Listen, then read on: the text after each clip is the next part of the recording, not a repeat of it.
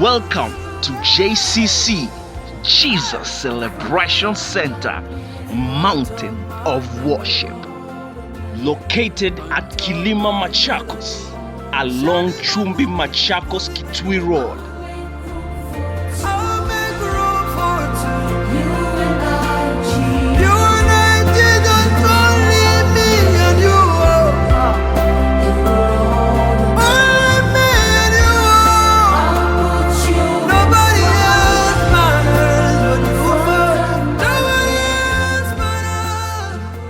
Our online services are live on Facebook with Reverend Joseph Zola every Sunday at 9 a.m. You can also find our videos on YouTube at JCC Mountain of Worship. Welcome and God bless you. Ndani yako Bwana, ni neema yako tu. Sisi si bora kuliko wengine, ni neema yako tu, ni neema yako tu. Na tunasema asante Bwana, kwa Bwana ukazidi kujitukuza ndani ya maisha yetu, tukakupende zaidi, tukakutegemea zaidi, tukakuamini zaidi. Naomba ukatubariki leo. Ongea nasi kuhusu imani. Tunataka kujua imani, tunataka kujua nguvu za imani leo. Ongea nasi Mungu wetu, kwa sababu ni by faith Mungu wetu tunaishi. Tunakutukuza Bwana. Asante kwa kila amefika, asante kwa kila umoja, asante kwa kurudia sifa na ibada, asante kwa ashas, asante kwa watenda kazi na kila amefika Bwana. Asante kwa neno lako Bwana. Ni chombo tu, nitumie Bwana, nikaongee mausia yako, walio hapa na walio mbali Bwana, tufikie na ututendee mapya. How we love you this morning, how we glorify your name, how we magnify your name. Pigia Yesu makofi. Asante, asante Yesu, asante Bwana. Tunakushukuru Bwana, katika jina la Yesu tumeomba na tumeshukuru. Sema amen, amen. Pigia Yesu makofi. Sasa ukaketi. Asubuhi ya leo niko na furaha nyingi ndani ya moyo wangu. I feel my heart is excited, is happy. I don't know why, but I feel good. I feel God. I feel Jesus. Praise the Lord. Amen. So I pray that you're going to feel even the more. Na Mungu awabariki sana. Thank you for choosing to come to this first service. God bless you so much. It will not be for nothing. What the Lord has planned for you, going to get it this morning. Praise the Lord. Amen. We are supposed to be here for 1 hour, and we thank God because we are able to do that. Amen. Amen. After this Sunday, we're going to go to phase 2, phase 1. This is pre-phase. Phase 1, about it is better. It will be 1.5 hours, and we thank even the ends will increase, and we give God glory. Amen. Amen. We've been talking about the family of God. Say amen. Amen. Yani musiwangai, nyumba yangai, musiwangai, the family of God. And we have looked last Sunday that we've been adopted and brought into this family of God. Surely we are children and sons of God. Not by thinking, by fact, by truth. You are a child of God. God counts on you the way he counts on Jesus. Praise the Lord. Amen. And that's settled. And that's like that. You should never doubt that. You must know that you are a child of God. Because we looked all those details. Praise the Lord. Amen. Now, we're going to divert kidogo and see how this house of God, how do we live? Because when you gave your life to Jesus Christ, John chapter 1 verse 12, you become a child of God. You are born in this family. And any family has got the rules and the regulation. Today in your home, they have developed the way you live. It came automatically. There's a culture in your home. You not planned it, but the culture came in. That's how you live. Now anybody new coming has to catch up with that culture. Lazima again. Then you have to train that person. Lazima aelewe ya kwamba akatika culture. So today we are talking about the power of faith. Say amen. Amen. Kwa sababu in this house of God we cannot survive. We cannot survive without faith. hatuwezi na hatutaweza kusurvive katika hii family of God culture. Kitu kimoja cha hii nyumba ya Mungu ni kuishi kwa imani. Bwana asifiwe sana. Tunaokoka kwa imani, tunaendelea kwa imani, tunapona kwa imani, tunafanya kila kitu kwa imani. Hiyo ndio tabia ya hii home ya God. Hallelujah. This family of God. And I thank God because one, you must be born again. Because if you are not born again, you are not yet. Uko outside. Hata ikiwa uko katikati ya wateule, hata ikiwa uko in the middle of the saints, uko outside. Haujulikani. You are not the record of this family. You get to the record of the family once you give your life to Jesus Christ. Say amen. Amen. The Bible says in Revelation chapter 20 that, and the books were opened, and another book, which is the book of life, was opened, and anybody, mtu yeyote akupatikana ameandikwa kwenye kitabu hicho cha uzima, alitupwa katika ziwa la moto. Kwa hivyo hii family tukiingia tunarekodiwa, tunanakiliwa, na kuna njia nyingine unaingia katika kitabu ya uzima ila kumpokea aliyekufa na akafufuka, ambao ni mwana wa Mungu Yesu Kristo. Amen. Amen. Na kuna vile tunampokea kwa sababu Revelation 3:20 anasema hivi, tazama nasimama mlangoni ninabisha. Mtu akifungua mlango wake nitaingia kwake, nitakula na yeye atakula na mimi. So it is about me and the Jew making a decision. And I thank God many of us tulifanya huyu uamuzi wa kupokea Yesu na tumeokoka. Bwana asifiwe sana. Hiyo inaitwa utangulizi. And because of pressure of time, I want to go to strike what is this power of faith, because if you don't go, my time might end up without moving a lot. Bwana Yesu asifiwe sana. As always, I'd like to know what these things means, because why do we divine words? Because the Bible says you shall know the truth. And what truth itakufanya nini? Itakuweka out. You shall know the truth, and the truth will set you free. Now utakuwa free too, you shall be free indeed. Utakuwa huru kweli ukijua ukweli. Na ukweli ni nguvu. My bishop aliniambia ukweli ukipandwa kwa mawe utamea, kwa sababu ukweli ni ukweli. Ukweli unakaa kama history. What you did yesterday, it will remain like that. You cannot change it today. Truth is like history. History will never change. History, it is only Jesus. When we receive Jesus, you'll be in a sinner, that your sins are wrapped and thrown away from east to west. But what you've done yesterday, which pleasing to God, and also you're happy with it, it will never change. It will remain like that. Bwana Yesu asifiwe sana. So truth is good, and learn, make sure that even when you read the Bible, na unakuta maneno ingine hayakuelewi, nenda kwa Mungu uone hii neno inamaanisha nini, ama kwa concordance uone inamaanisha nini. You will be able to interact with the word of God and understand many things and enjoy the word of God. Say amen. Amen. Now what is faith? Hallelujah. Faith is complete trust or confidence in something or someone. Simple and clear. What is faith? Faith is complete trust. It is complete confidence in something or someone. Ule ujasiri wa kuwa na hakika ya kwamba juu ya kitu ama mtu, hiyo ni faith. Amen. Una trust. For example, Bwana asifiwe. We've been locked out for 16 Sunday. Sunday we came back. Why have you come? You have looked here. Ukaona how things are done there. Ukaona vile upress and wash wanafanya. Ukaona vile viti imekuwa marked. Ukaona vile mtu anavalia mask.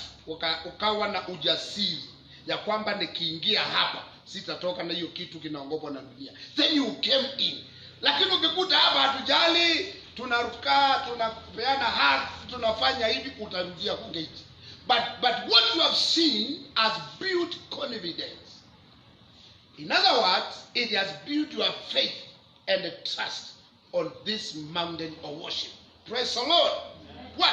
Because the committee that sat down put rules and regulations according to the protocols given by Interfaith. And we followed to the letter. And when you looked at it, your faith was built. You said, now, I can come in. I can worship the Lord here. Bwana Yesu asifiwe sana. Amen? Say my amen. Amen. Now, I want to go further and say, did you capture the first one? Faith is complete trust or confidence in something or someone. I want to go back to, in the Bible, faith in God, it means that we have put all our confidence and the hope and the trust in Him.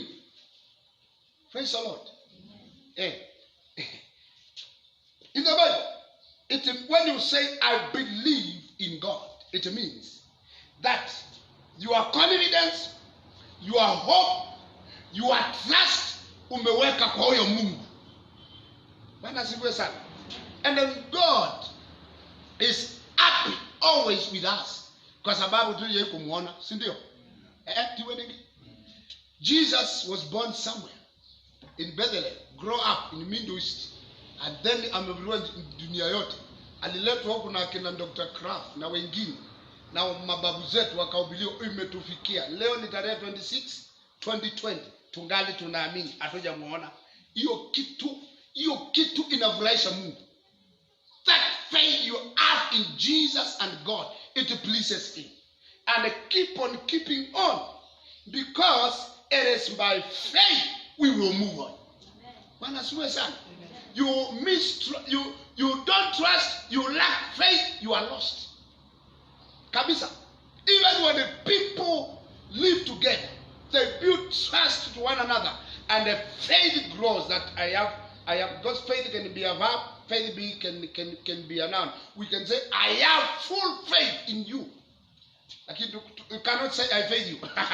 You have full faith. Niko na imani ndani yako. I trust in you. I believe in you. Because I have full faith in you. You believe your wife, you believe your husband, you believe your children, you believe, and that one makes faith now work within you, and then you continue. Complete trust, no doubt. Bwana asifiwe sana. Hallelujah. Further statements. Faith, number one. Faith is unconditional. It does not depend on our circumstances or how we feel. Faith is unconditional. Kama Mungu anasema ni muamini, si muamini kwa jambo ingine. I've got no other way except to trust in Him. Bwana asifiwe sana. Inanibidi ni muamini without condition. Ukinifanyia hivi Mungu ndio nitakuamini. Utaachwa. Ukinifanyia hivi Mungu ndio nitakuamini. Anataka utangulie kwa kumuamini. So faith is unconditional. It does not depend on our circumstances or on how we feel. Number two, faith is continual. Inaendelea. Uamini yangu leo na kesho unakataa kuamini. We continue believing, tunaamini na tunaendelea kuamini na tunaamini na tunaamini na tunaamini mpaka tatupete takapolia ndio tutaingia mbele. Tukifika mbinguni na tunakuwa na imani. Si tunaona Mungu vile alivyo. Kula mbinguni kusifu, kuabudu, hakuna kitu kingine, hakuna kuomba, hakuna kukemea Shetani. Hakuna kuamini. Sasa tuko na yeye, tutaamini nini? Bwana asifiwe sana. This is the truth. Therefore, faith is continual. For it to be real, we must believe through it, and through it, and pull for a long time, and pull for a long time, as we are going to see in Abraham. Tutaanza kuangalia mambo Abraham. In other words, what you are saying, faith to be real, we must believe through it, all through, all through long. We continue believing. We don't go a certain point and we break. Tunasema tomorrow I will not believe. It has to believe Tuesday. No. It is continuous. Lazima tuamini na tuendelee na tuendelee. Na example nzuri ni Abraham. Ndio tutamwangalia leo. Wakati aliitwa tu aliponyoka na ule kijana alikuwa anaitwa nani? Lot. na akaamini Mungu throughout. Hata akiwa 100 years anaambiwa atapata mtoto mpaka akapata mtoto. Kwa hivyo imani kitu inaendelea. Number 3, faith is I would like this one, relentless. Faith is relentless. It's that faith has power to go through good times, has power to go through any wilderness, has power to go through times of waiting. Airudi nyuma, imani does not relent. It doesn't take steps back. Faith is going forward, and I like the English word, forward ever, backward never. That's faith. And we move. Hata tukikuta ukuta kwa imani, kwa sababu no backward, tunapita kwa sababu tuko na imani. Bwana Yesu sifiwe sana. So faith is relentless. It has power to go through good times, go through wilderness, and through times of waiting. One time tutaongea kuhusu wilderness. Like good times when things are good, and wilderness ni wakati tunapitia kwa majaribu, mambo mazito. Kwa sababu wana wa Israeli kwa wilderness, at the end of the day walienda through, although it took over 40 years. And through also times of waiting. You wait like Abraham. You wait mpaka mama imani yake inashuka. Anamwambia anafikiria hii mtoto hii mjakazi na sasa hiyo mtoto ya ahadi. Abraham anatima. Akaendelea na imani anasema maybe anaingia. Lakini Mungu anamwambia hapana. Ni wewe kutoka kwako mwana wa ahadi atatoka. The last but not the least. Faith is our way of observing things or observing the world. When we practice faith, we begin to see things from God's perspective. Faith, number 4, is our way of observing the world. That is, when we practice faith, we begin to see things from God's perspective. Tunapokuwa na imani inatusaidia kuangalia dunia na kuangalia vile mambo inakuwa. And then ukiangalia you are able to live. Vile unaangalia mambo, unaangalia vile Mungu anayaangalia. You have the eyes of God. We perceive spiritual truth as ultimate truth. Tunaangalia mambo ya rohoni kama ni mambo ya umilele. Ultimate truth. Tunasema ya kwamba in the beginning God created. Tunakuja 2020, 04, I think it was BC4 Jesus yakazaliwa. Tukaanza then the ND the death of Christ or unknown whatever it is. Now after Jesus was born and died, it is now 2020 years. Am I right? 2020 years. Sasa hivi tuko hapo. Kwa hivyo tunaangalia mambo hayo vile Mungu aliangalia na akayaseti, na tunaangalia nyuma na tunaona mwisho wake, the ultimate mwisho, the ultimate goal. Mwisho tunaangalia tunasema kwa imani dunia ilianza. Kwa imani Yesu alizaliwa. Tulimpokea na kwa imani tutaendelea. Na kwa imani tutafika mbinguni. Ndio hiyo? Amen. We will go to heaven. Hata Yesu tutaenda mbinguni. One day, Bible says we shall see God. We shall see Jesus. We shall see them. We shall see God, Father, Son, and Holy Spirit, and we shall see them as they are, and we shall be like Him, Jesus Christ. Tutamuona uso kwa uso. That time will come, and spiritually we believe we will get there. Amen.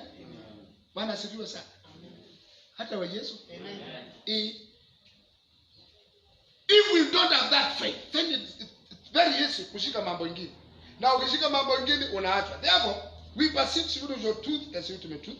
Also, we discern the works of the devil for what they are and understand the manifestation of evil and the good in the world. Remember we said faith is our way of observing the world. Tunaangalia mambo kwa imani na tunaangalia mambo tunaona kazi ya shetani. We are able to realize hii ni kazi ya shetani. We are able to realize hii ni kazi ya Mungu. Bwana siwe sana.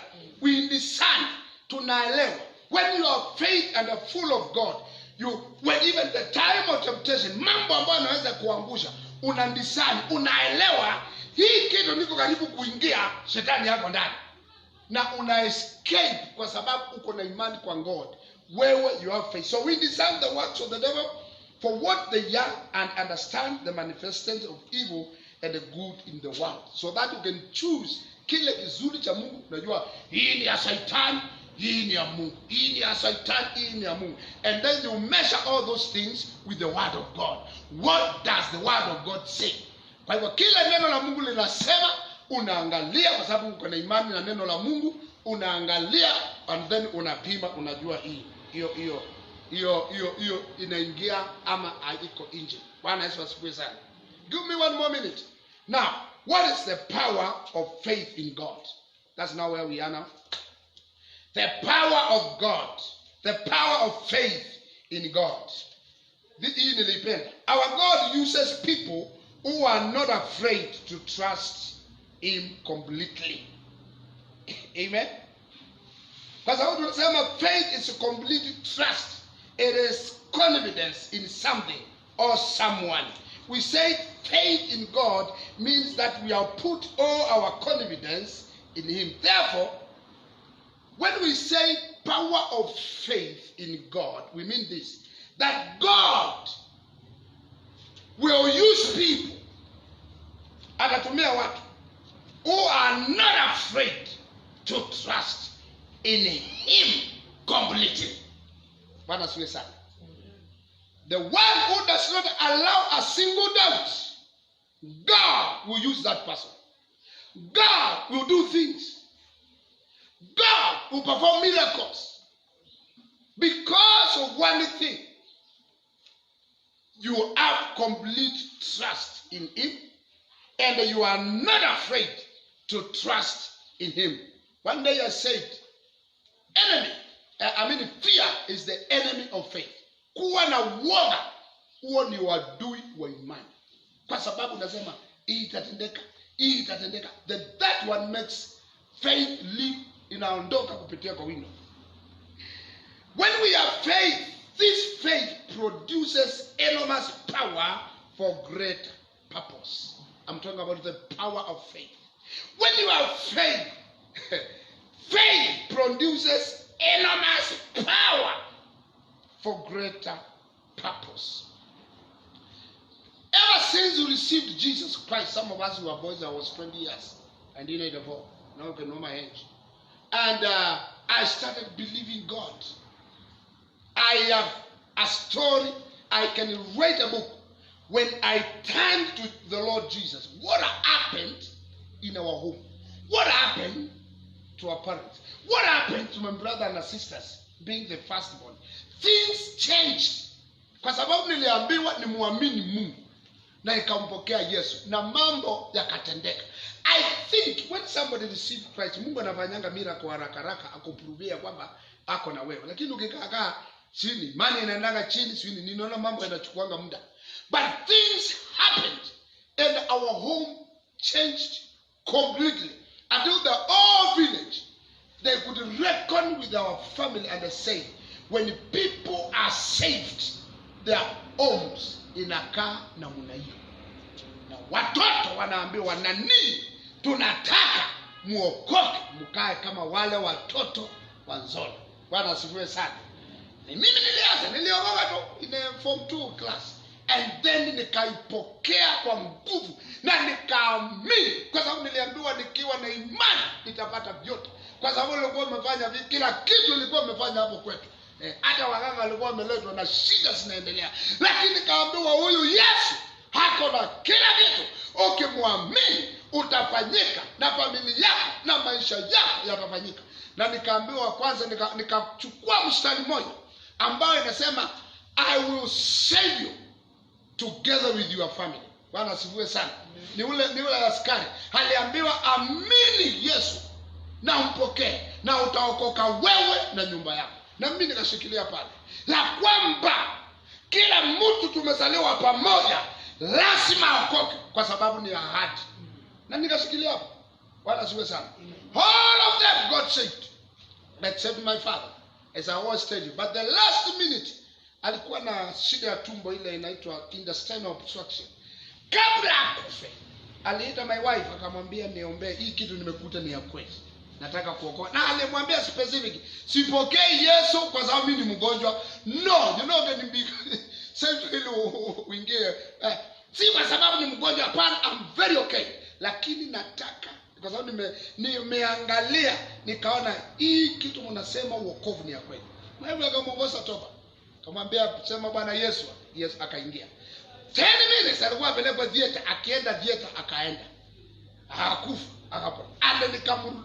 Nikaenda kwa Mungu nikamwambia Bwana asante, your word is true that utaniokoa mimi na nyumba yangu.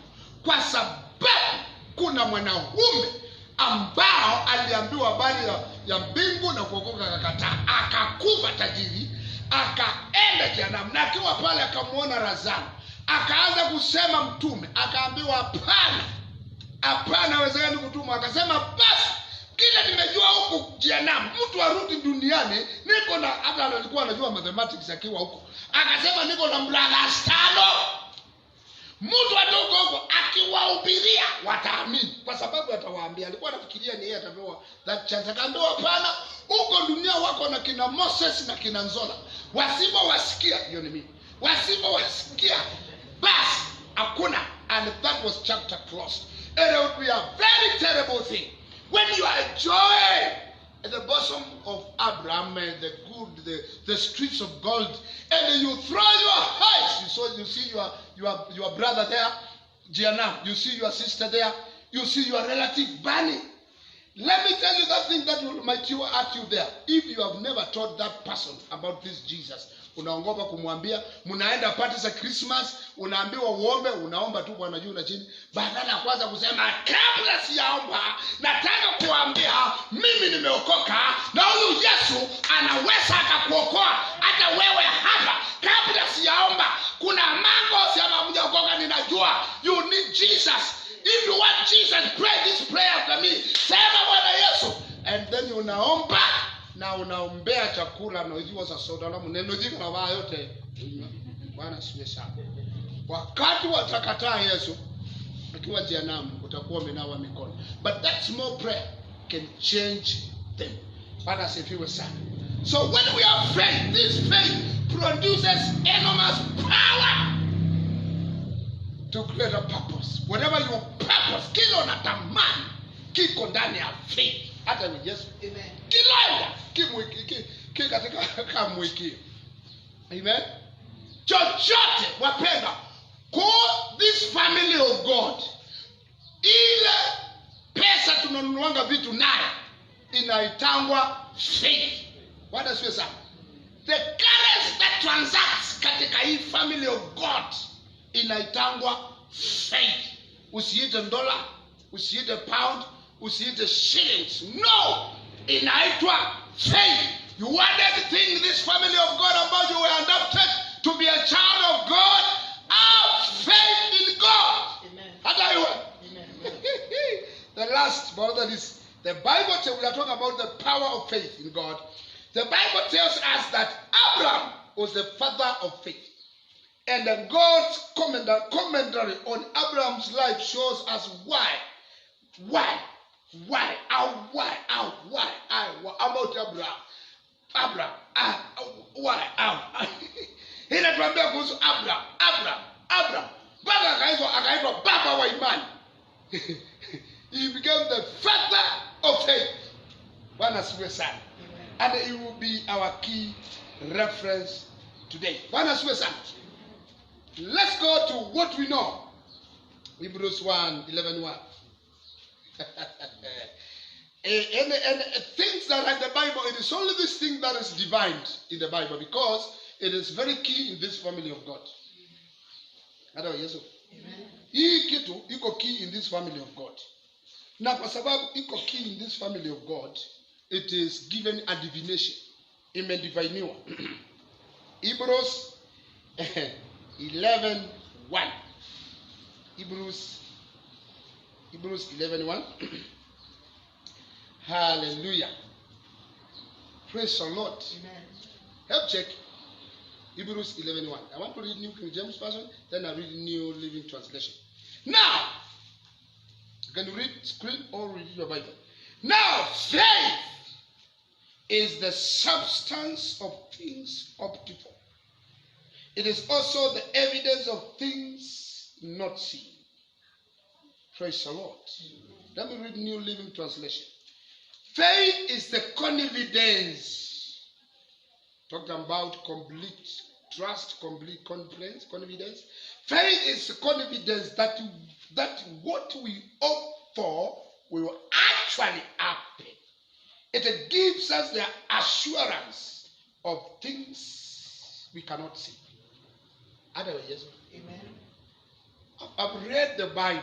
I think I've not found something divine about what is this family of God. Faith, because it carries everything, has been divined. Imeundwa, imedefiniwa, imeelezwa ili tuweze kujua ya kwamba New King James, faith, I like what some preachers say. Now faith, mubiri moja alituhubiria, now faith, akaanza na hapo tu, now faith, akasema faith is now. When you are sitting there, faith is now. Bwana asifiwe sana. Hallelujah. Amen. Tuliona ni faith is nini? Is complete trust, confidence on something or somebody. Why are you sitting under this roof of mabati na si ya concrete kama hivi? Kwa nini uongope ukai on your marks, utaka ukimbie kitu kuangukia? Kwa nini? Kwa sababu yuko na complete confidence and trust on this thing that it cannot fall on you. Si ndio? Now, unakalia hiyo kiti. Kwa nini ukalia ukiwa attention? Kwa sababu inaweza ikavunjika. Because umeshikashika, ukakalia, ukakuta kwamba hii kitu haiwezi ikaniangusha. So faith is now. Now faith, every moment in this house of God, we cannot continue without faith.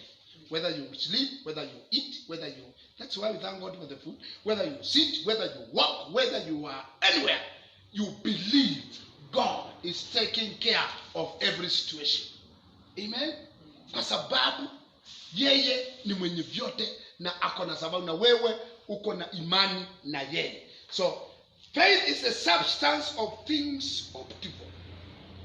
It is also the evidence of things not seen.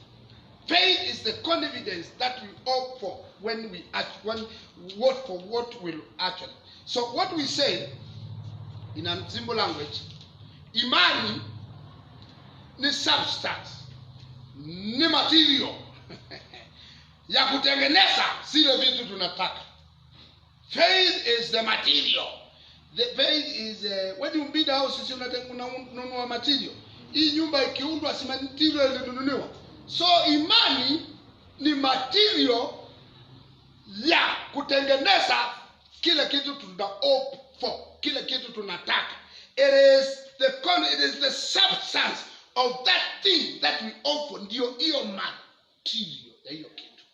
Bwana asifiwe sana. Amen. Well, I think I don't know the teachers here. I think I don't know which form, but we were saying what is matter.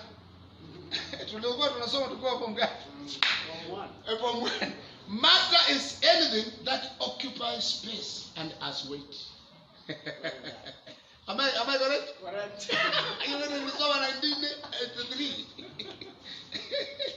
Anything that occupies space and has weight. So faith is the material that makes, that builds the thing that we need. So without faith, verse 6, go to verse 6. Verse 6, it says, without faith, it is impossible to please this God. Because what it means, what God wants to make with the material you have called faith, He will not make it because you don't have the faith. And the faith, without it, it means God doesn't allow people who don't have faith. we must have faith. Amen. Hallelujah. Amen. Complete trust in God. Amen. Amen. Complete hope, confidence in Him. And when you are like that, then God is happy with you. I don't know. Yes or no? Amen. Amen. Amen. God will be happy with you. And I pray to God, although we are saved and we've been reading, may the Lord help us to see faith in a higher dimension. We've been seeing Him on this dimension, but a bit higher. When in the music, kuna kitu inaitwa octave. MBC walipeleka nikafundishwa do re mi fa sol la si do. Do re mi fa hiyo kujua iko chini. So we take faith on another note, octave, another octave. Tupande juu. Mahali ulikuwa enda juu. Uwe na complete trust. Mungu umwamini, and then try Him and believe. Now utashangaa. So as you go back to 11:1, faith is the substance. Faith is the substance of things hoped for. Tumesema ni material kutengeneza what we need. It is also the evidence of things not seen. Bwana asifiwe sana. It is a substance, material. It is also evidence.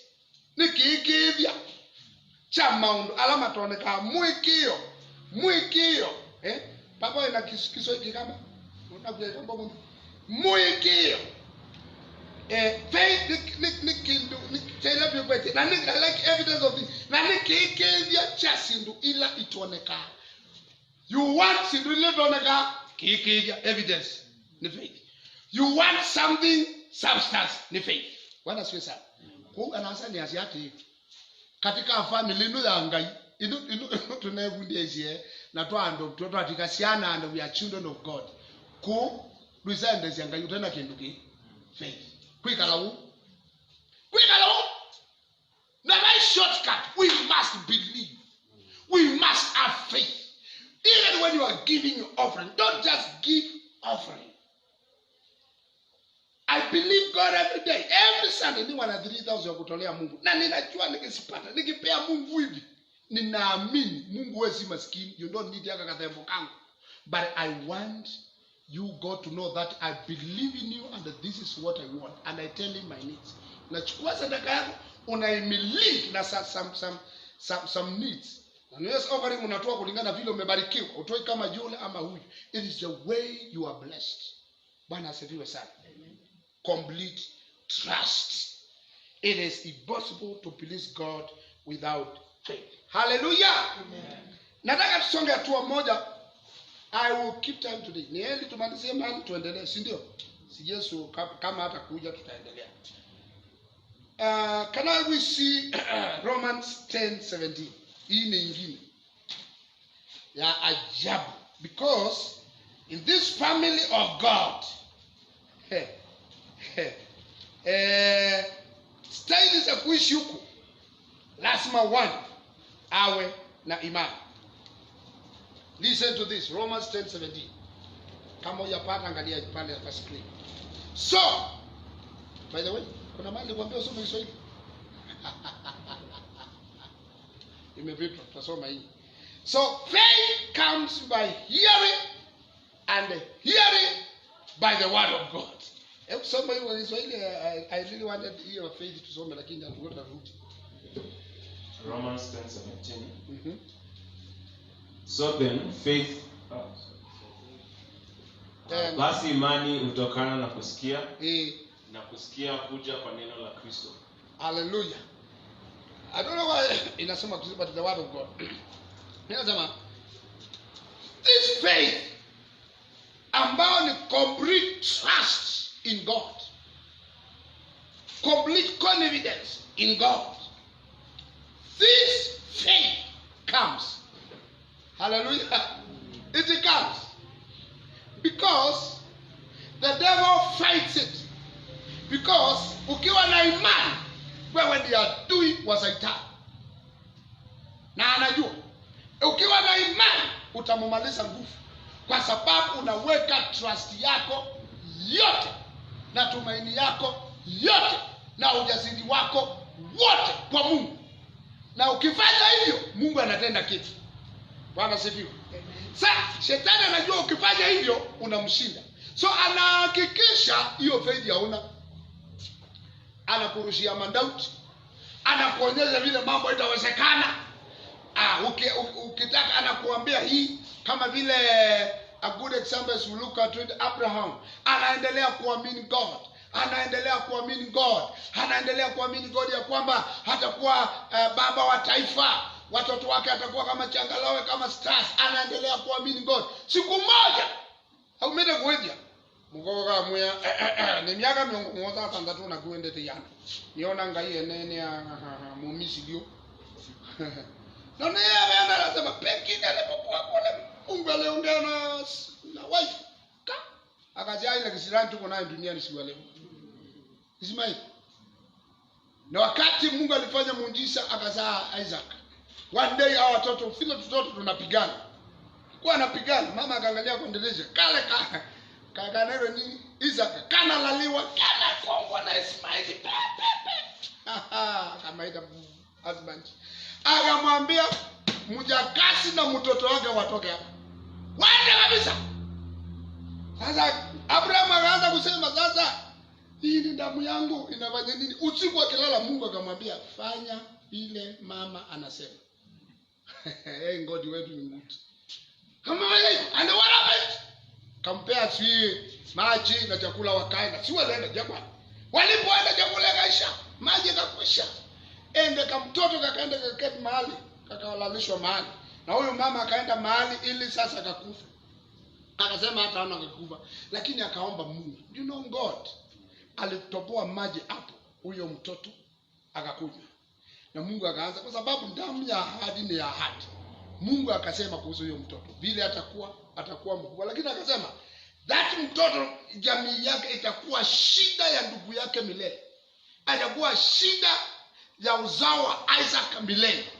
And today, you know, this one makes me to believe this Bible we are reading and the God we trust is real kabisa. Up to today, vitu nasikia duniani ni watoto wa Ismaili na watoto wa Isaka. Na hiyo shida iko. Na hao hawana shida. Biblia inasema there will be a problem, not a blessing, a trouble throughout. Na hii itakwisha wakati Yesu atarudi. Bwana sifiwe sana. Kuna uwezekano kisirani kinaendelea kinatokana na wanaume. Who knows? Bwana sifiwe. So, let's come back. Faith comes by hearing, and the hearing the word of God. And me, I say this. Imani huja kwa kusikia, na kwa kusikia, na kwa kusikia. Tuendelee. Na kwa kusikia. Asha. Na kwa kusikia.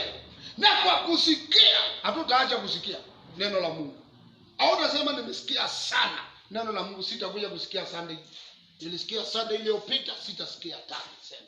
Imani yako itaenda chini usiposikia na kusikia. Biblia inasema faith comes by hearing, and hearing, and hearing the word of God. And it is impossible to please God without faith. Sasa si wana imani ili please God. How do you get it? Hearing, and hearing the word of God. You hear it here, you read it, you listen to video, you listen to preachers, and you internalize, and your faith is built. Faith inaendelea kukua. Faith inakuja. Bwana asifiwe sana. Hivyo basi, hii family of God, hii nyumba ya God, ya Mungu, kama tutaishi, tunatumia neno lingine, kama tutasurvive mahali hapa tuliandoptiwa, we must have faith. Amen. And the faith is the substance of things hoped. Faith ni material inayotengeneza kile tunataka. Faith is the evidence. The evidence that it's evidence of things not seen. Ya mambo yasiyoonekana. Bwana Yesu na asifiwe sana. Amen. Each one of us should believe God to help us to have faith in him, and we continue believing in him. And when we believe in God, na imani yetu inaendelea kuundwa, hatutapotea. I want to turn to Jesus. I don't know why Jesus did this. Let me read Luke 18:8. I read that one and I took time to meditate on it because I don't know what Jesus saw, but because he saw it, we must take care. Yesu atata. Kwa Yesu itata ba. Verse 8. New King James Version, Luke 18 verse 8. I tell you. Soma tu. I tell you that he will avenge them speedily. Nevertheless, when the Son of Man comes, will he really find faith on earth? Kiswahili? Sikia kitu. Kwa nini Yesu anasema hiki kitu? Nawaambia atawapatia haki upesi. Lakini atakapokuja Mwana wa Adamu, je, ataiona imani duniani? Yesu alikuwa na comment kuhusu the persistent window, ambao alienda anataka kulipishiwa mambo yake na ule unjust judge, mtu aogopi Mungu, ajali kuna Mungu. Ukisoma hapo juu from I think verse 1, na at the end of the day the man, mtu alikuwa aogopi Mungu na ajali watu na doesn't care, akasema ili huyu mama asinimalize, he might not continue wearing me out, nitamsaidia. Yani huyo mama alikuwa anaamini na anapersist. Then Yesu akasema after that, I tell you, akasema Mungu atawafanyia vile wale ambao, Ajali 7, and shall God not avenge his elect who cry day and night to him through he bears with long and out of will. Lakini akasema I tell you, Mungu atafanya hivyo. Lakini atakapokuja tena Mwana wa Adamu, Yesu Kristo, atapata imani kweli duniani? Will he really? King James inasema nevertheless, when the Son of Man comes, will he really find faith on earth? Wapendwa, hii ni kitu wa kuponda. Hii ni kitu wa kufikiria. Kwa nini Mungu anasema hivi? Kwani aliona nini? Wapendwa, Mami? Yesu aliona nini? Hakuona kweli nye. Ngethi ya mwikio. Yuka yolo ande. Ngethi ya mwikio. Ngethi ya mwikio. Yesu ekuni up to this moment. Atapata imani ndani yako ukiamini Mungu, ama atakuta ushake huko ukaamini vitu vingine, ukaamini watu, ukaamini vitu. Biblia inasema anayemtumainia mtu mwanadamu amelaaniwa. Anayetoa imani yake kwa Mungu anaweka kwa mwanadamu amelaaniwa. Hiyo ni another powerful thing. Mara kwa mara tumetoa imani kwa Mungu, tunaangalia vitu, tunaangalia watu, na hiyo Mungu is not happy. Anauliza, nitakaporudi nitapata imani? Utagundua kwamba wakati mtu anaokoka anakuanga na imani nyingi sana. Mungu anaendelea kumbariki, anaendelea kumbariki, anaendelea kumbariki. Akibarikiwa anaacha imani inapungua. Yesu anauliza atapata. You must, me and you, to make a decision. Hata tukiwa nini, tukiwa na nini, tukiwa wapi, tutazidi kumwamini Mungu. Bwana siwe sana. Kwa sababu neno limesema, Hebrews 11:6, it is impossible, haiwezekani kupendeza Mungu bila imani. Amen. As we continue to talk about faith, I believe the Lord will give us time. You discover your healing iko ndani ya imani. Unaumba uponyaji. Faith is the substance of things hoped to. Ni material, ni madawa, ni zile vitu vinaunda uponyaji wako. Inaunda kile unataka. Imani. Sometimes nilisoma hiyo sana, nilikuwa hapa kwa ofisi. Nikajiuliza, nini bana? Kunganga, nikajiuliza, nini bana mwekeo? Nikamwambia Mungu, nataka imani. Bana sio sana. Nikamwambia Mungu, nataka imani. I felt like The faith I have it, but it's like it is not complete. It needs to be boosted. Inahitaji kuongezwa. Lazima iongezwe. Amen. Do you have faith? Our prayer this morning, tutaambia Mungu atusaidie tuwe na imani. Amen. Hatutasema uko naye, lakini mahali ulipo ipande juu. Amen. Na uamini. Kuna vitu tuketi hapa tunataka Mungu atutendee. Iko mbali na wewe, imani kidogo. Imani kidogo.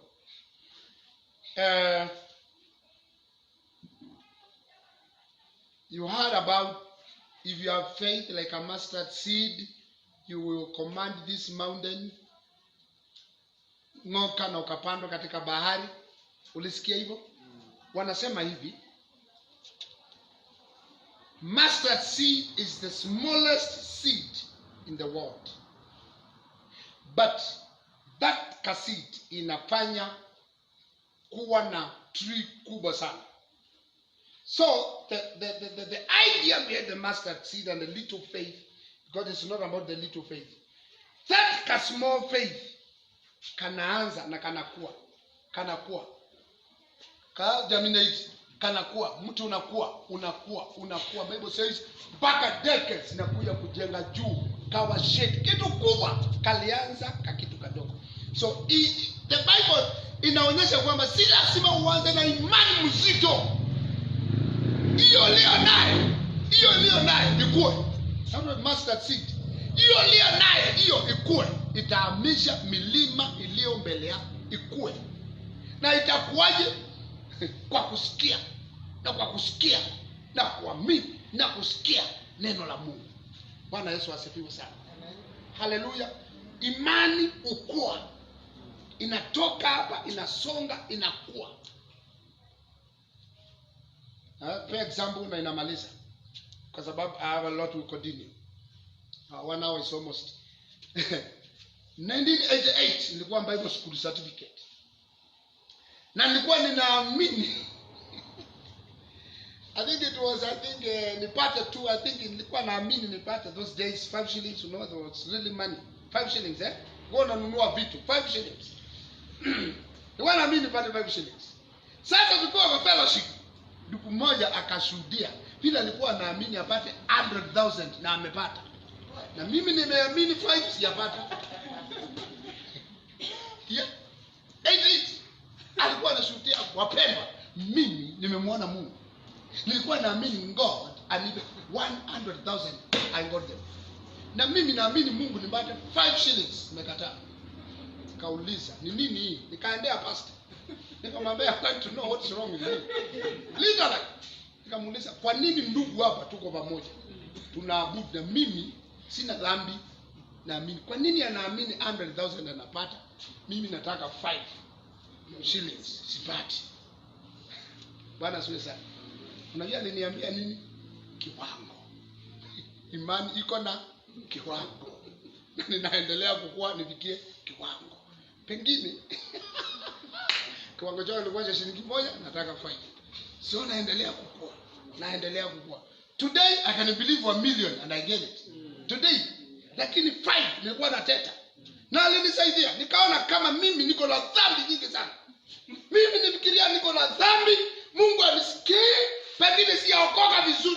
The key thing that came in my life ni kama siyaokoka vizuri. Pengine huyu ameokoka vizuri, ako na ngodi mwingi, ako amejaa sana. Mimi nataka kurudi tena nikaombewe tena ili niokoke vizuri. Kaniambia hapana. Kiwango. Yeye ako level hiyo, wewe uko level hii, lakini akaniambia utakuwa uende level hiyo pia na pia upite. Bwana asifiwe sana. Simkumbuka hiyo ndugu, lakini nilisikia ushuhuda alikuwa nzuri, lakini alitoa nikaihurumia. Nikausunika kikama na kwatwa ichema. Nikinye ndio kwata na nendo ingolo kombola. Kaika noti kama muda akataka mubia. Kabia ka 50 kwa munde, lakini kenda sondetwe some singano kwa akataka mubia. Kamubia siwezi nikapata. Na 100,000 na siku hizo noti kubwa ilikuwa 100. So you can be sure how many 100 notes alikuwa nazo. Na ni ndugu na anashuhudia. Na ako confidence.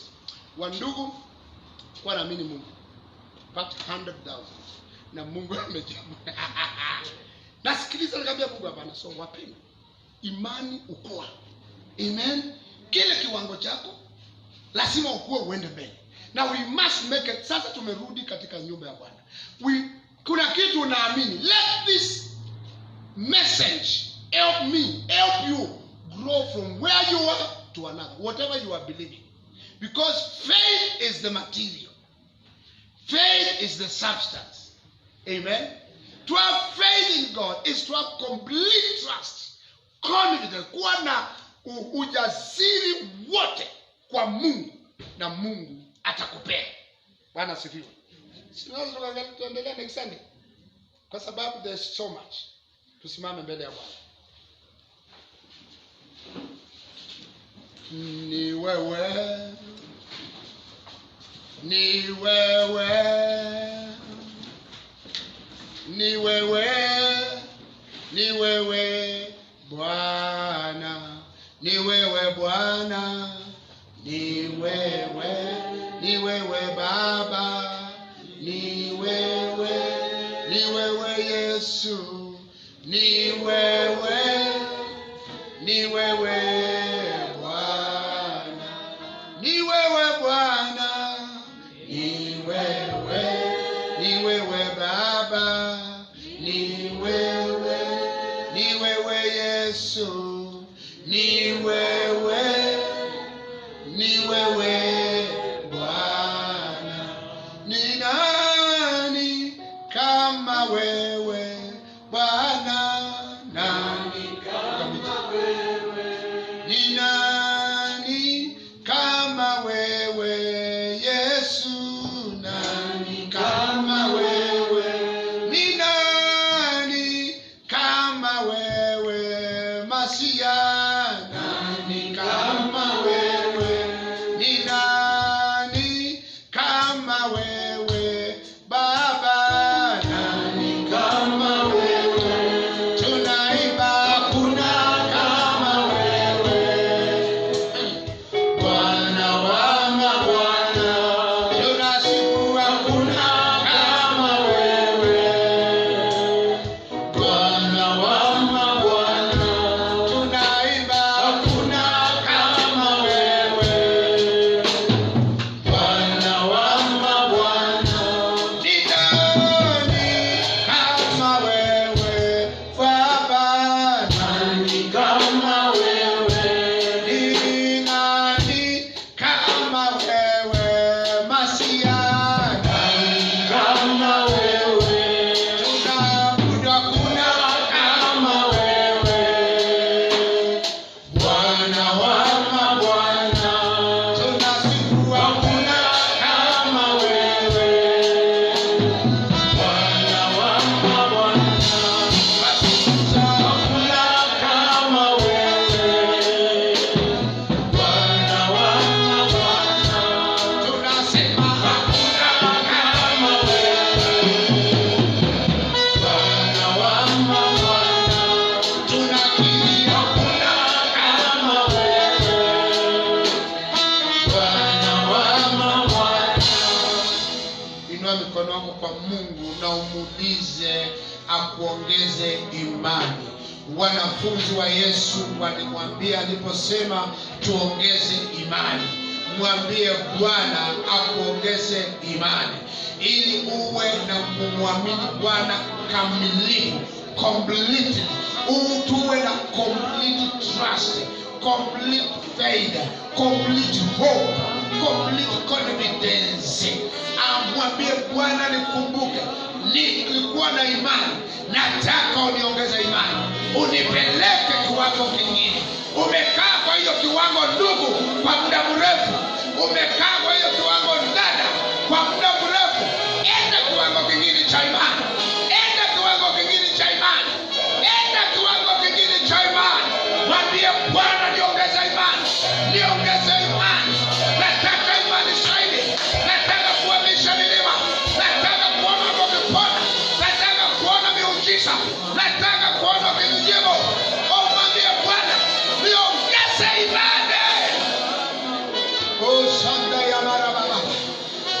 tuongeze imani. Tuongeze imani Bwana, hii safari, hii familia yako Baba, tumejua ni kwa imani tunaishi ndani. Ni kwa imani tunaishi ndani. Ni kwa imani tunaishi ndani. Ni kwa imani tunaishi kwa hii family of God. Hii family of God. Tuko watoto ndani na tunaishi kwa imani. Kumbigana kwa mwikio manasa. Kumbigana kwa mwikio manasa. Iya mwikio ni waweta. Mwikio wakumba. Mwikio wakumba. Mwikio wakumba. Faith that creates. Faith that makes your nataka.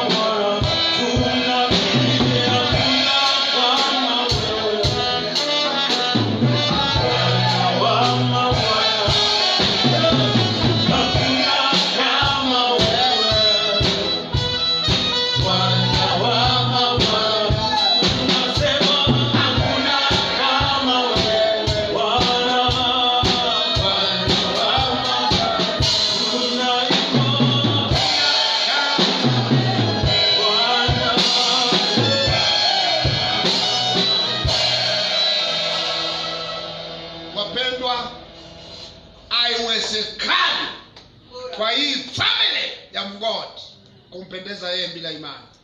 Inua mikono yako. Sema, Bwana Yesu, hii imani ndio nataka. Leo umeongea na mimi. Na kuuliza Mungu, nipe imani. Nikupendeze. Nitende mapenzi yako katika hii familia yako. Nikatembee na wewe. Kwa sababu bila imani siwezi nikakupendeza. Bwana Yesu, nipe ujasiri. Nipe kuwa na imani. Nipe kukutumaini na kukutazama. Kwa jina la Yesu nimeomba. Amen. Mkono ukiwa juu. Baba, katika jina la Yesu, umekuwa ukiongea nasi kuhusu familia yako. Na tumekuta sisi ni wenyeji wa hii family. Tabia moja ni kuwa na imani. Na wainua wapendwa hawa mikononi mwako. Wasijai ona katika maisha yao kitu ambao akiwezekana. Because they have you God. And you want us, unataka sote tuwe na imani. Na unataka kila mmoja awe na imani. Na waombea imani. Naomba, naitisha imani. Naitisha kipawa cha imani. The gift of faith. The gift of faith. The gift of faith. Iwe juu ya kila mmoja wetu. Bwana, tukitoka hapa, doubts siame. Doubts siame maishani mwetu. Neno lako litawale na imani yetu ikue. Tutetee Bwana. Iwapo kuna mgonjwa katikati yetu, kwa imani hii, I rebuke sickness and disease. Yes. Every kind of infirmity. Nakemea kwa jina la Yesu. Toeka. Natangaza uponyaji. Natangaza afya.